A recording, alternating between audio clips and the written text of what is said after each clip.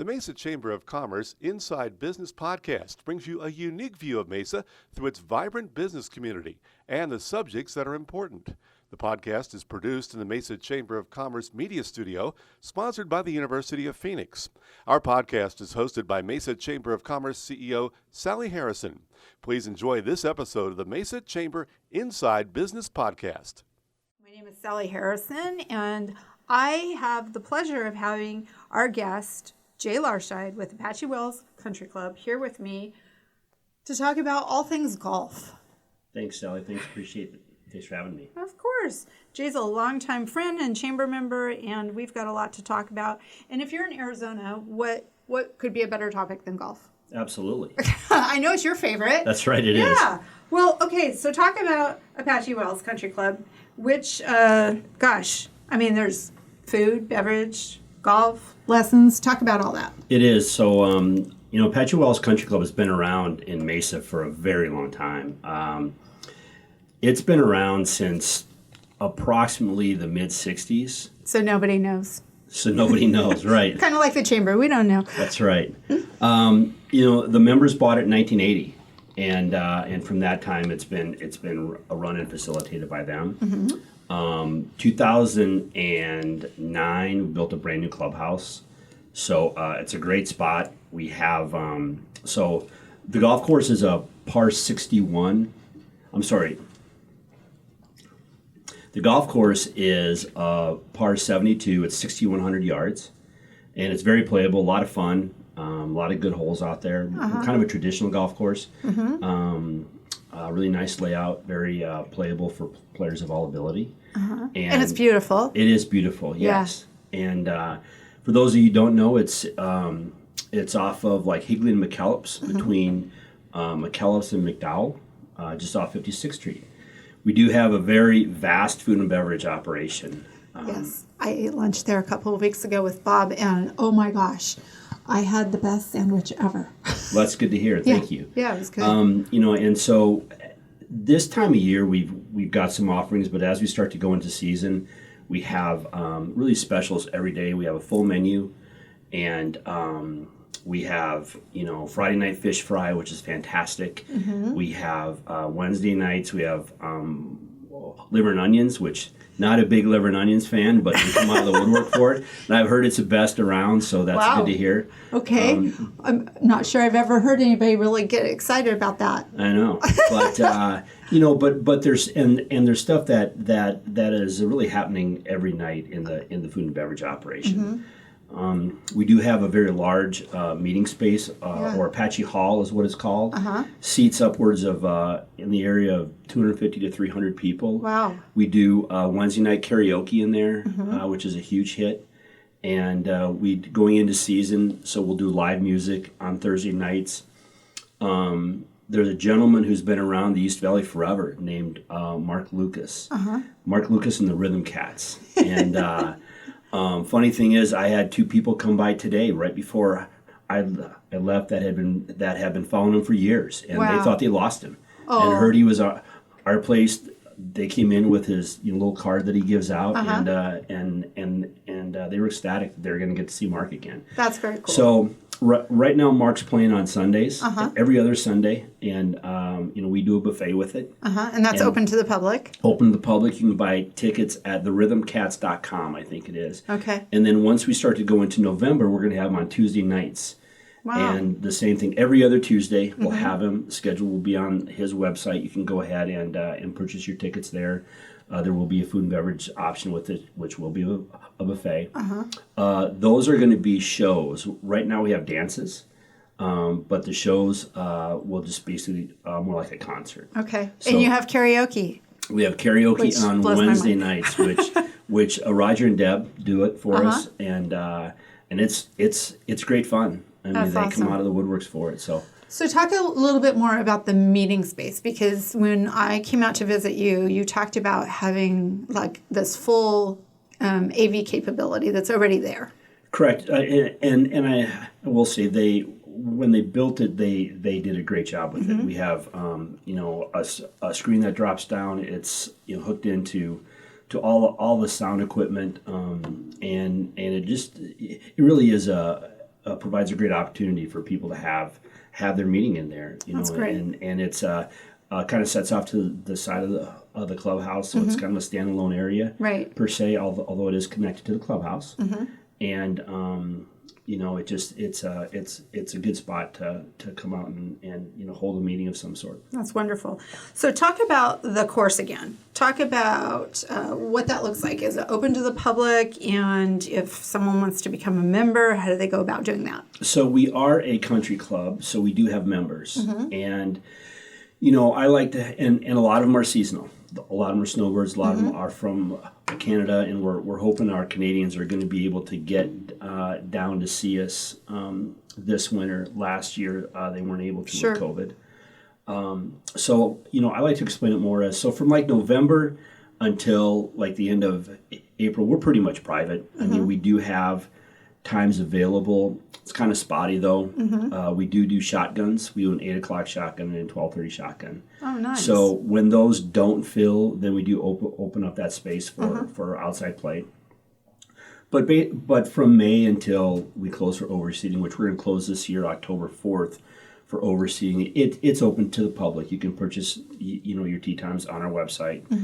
We do use a lot of the same booking portals that a lot of places do, the Golf Nows and stuff. And it's extremely playable. It's we're $33 right now, which includes your cart. In season, it's even at that, it's in the $65 to $70 range. So it's very affordable, and it's a lot of fun. That's awesome. Well, you've been in the East Valley at a variety of courses. I mean, you do get around. Tell us how you've seen golf grow in our area. Golf itself, golf in general has grown. It continues to grow, even outside of COVID. Yeah. I mean, you heard stories all along that golf was really, it kept losing players. I'm not sure that was exactly factual. I was at Longbow a very long time. Saw that facility grow. Through events and through, the outlets that we use to promote the facility, and the things that have happened now at Longbow are fantastic. The business park is spectacular, and I'm very happy for everybody over there, because that was a huge vision that everybody had there, and it's just a great asset to the East Valley. Yeah. But I was there 15 years, and I saw it from, the key to golf is trying to it's got to be playable. It's got to be open to players of all ability. It's got to be an environment which is welcoming and friendly. And I think that's what the East Valley is about. That's awesome. I mean, it's not, there are areas within the valley which potentially might be said that they don't have that reputation. But you come to the East Valley for golf, and I think that you're going to, have that experience for that you're going to want. Well, you mentioned COVID. COVID impacted a number of professional and retail businesses. How did COVID impact the golf business, and do you think it's going to change? Well, and I can tell you, golf really grew through through COVID. It was one of those deals that was outdoors. Yeah. It gave certainly something, helped. Right. It gave something for everybody to do. And, we saw people showing up at the driving range that, those golf clubs never hadn't made it out of the garage for years because they had nothing else to do. Sure. And it kind of re-energized the business. Rounds were up, and instructional programs were up. I mean, at my previous facility when I was at Sutherland Springs, our lesson programs grew immensely at Apache Wells. We have full teaching programs there. We do a Saturday morning clinic, which is you can come in, sign up for it. It's $10, and but golf itself really, those of us who are in the business joke it was the best grow the game initiative that ever happened, and we actually kind of backed into it, But now the key is to be able to keep the hook, is to be able to set the hook and keep people, and that comes from experience. That comes from from engaging them, giving them opportunities to play. It's got to be affordable. Everybody always talks about affordable. Right. It's got to be something where they can still bring their kids to and do it as a family. And so those are the challenges we have right now in retaining those quote unquote old new golfers that we've gotten. Yeah, that makes a lot of sense. Well, talk about how you got into the golf business and changes that you've seen over the last few years. I tell people, every job I ever had was in the golf business, so I've pretty much done it all. Did you grow up golfing? I did. My dad was a big. He loved to play, and from as long as I can remember, I had a golf club. I grew up in the middle of South Dakota on a farm, and we would, hit balls around the yard, and there was a little 9-hole golf course that we'd go play in the mornings, and he loved to play, and he introduced me to the game at a very early age, and I worked. And I was mowing greens when I was 14 years old, and at a little local golf course there, and I kind of worked into my up through the different departments. Worked at a public golf course and was a starter, and worked in the golf shops, and then everybody loves to play. I love to play. Really? Yeah, I know. I'm shocked. Right. At some point you gotta you got to figure it out that there's probably other things out there to do than play golf. So, but you haven't figured that out yet. Yeah, that's right.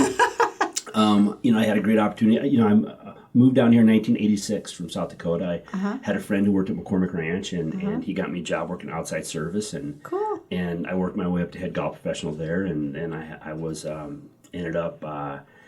Landing at Longbow when it was still owned by Boeing, and as their head golf professional, and then Bob came in and bought the golf course, and I became general manager, and it just. I didn't know about Boeing owning that before Bob.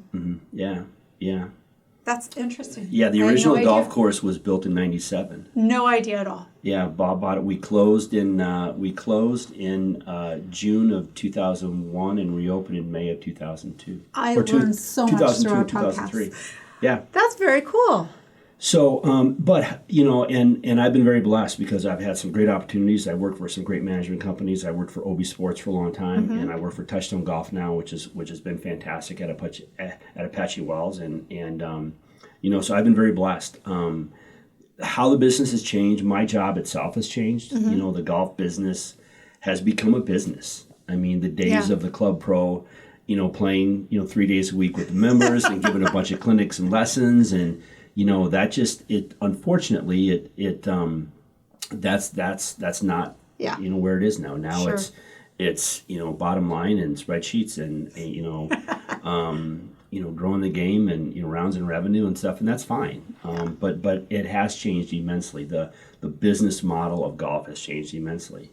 That's and great. So I tell a story where everybody knows or has heard of the St. Andrews golf courses, old course and new golf course. Shortly after those courses were built in the 1800s, they built this course called the Juniper, I think, and it was built so juniors and ladies had a place to play. And I would say even in the 1800s, they were looking at ways to get more people involved into the game, and so that's cool. But so our model has changed. That's very cool. Well, so I read for the past 2 years, you were president of the Southwest Section PGA. Talk about that organization because I don't know enough about that. So, I'm a Class A PGA member, and it's our expertise is basically the game of golf. You hear there are golf professionals and there are professional golfers. Professional golfers are the guys who make $15 million on Sunday, and then there are professionals of the game, and that's who we are.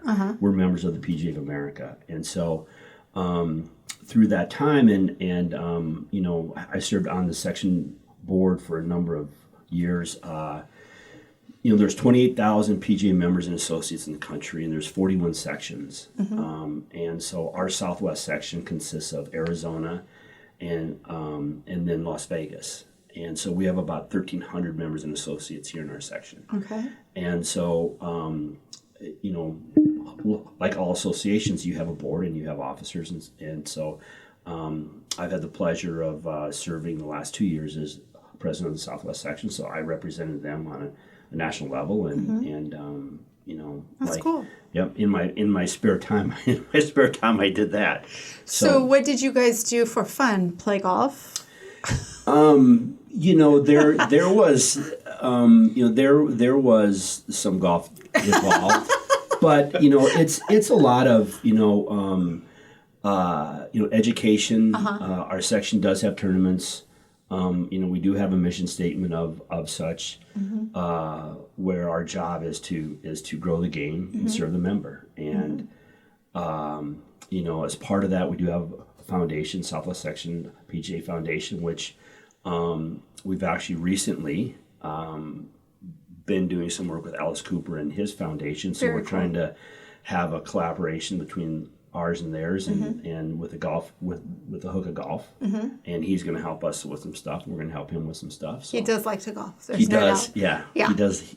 Right, he does like to play. And so, but no, that's been a great partnership, Very cool. And it's just starting. So really excited what that's going to bring. Well, that's very cool. So when you started at Apache Wells, you gave me a call and said you wanted to join the chamber, and we appreciate that because we have a long-term relationship with you personally. Why did you want to join? And tell me, what expectations do you have of us? I think that the reason for joining was I wanted to make the community aware of Apache Wells, and I'm not so sure that had happened previously. I wanted to make sure that the community was aware that we're there for them, and that anything we can do to assist with them, we're open to it. I think being a good partner within the community is important. I think even aside the business measure of it, I think that when you're in a city like Mesa, partnerships are vital to everybody's success, and I think it's greatly important. And I think the Chamber's done a fabulous job. Thank you very much. In drawing the community into that avenue. So, but that was the first thing I looked at when I got there. I pulled up the Chamber website, and I'm like, how come I'm not on here? How come I'm not? Yeah, and it was easy. I just had to start with the A's. So, but I'm like, why aren't we on there? So I reached out and said, hey, how can we, how can we, be part of this? And expectations are just, we can be there for each other. I mean, how can we help you guys? And what can you do for us? And whether it's a promotion here or there, or if you can. I know we talked about bringing out some groups to, doing some clinics or getting some people on property. It really is a nice property. I mean, it's like I said, it's and the members are very proud of it, and they should be. Yeah. I mean, it's come a long ways. The clubhouse is extremely functional. It's nice. The golf course is great, and the members there are really.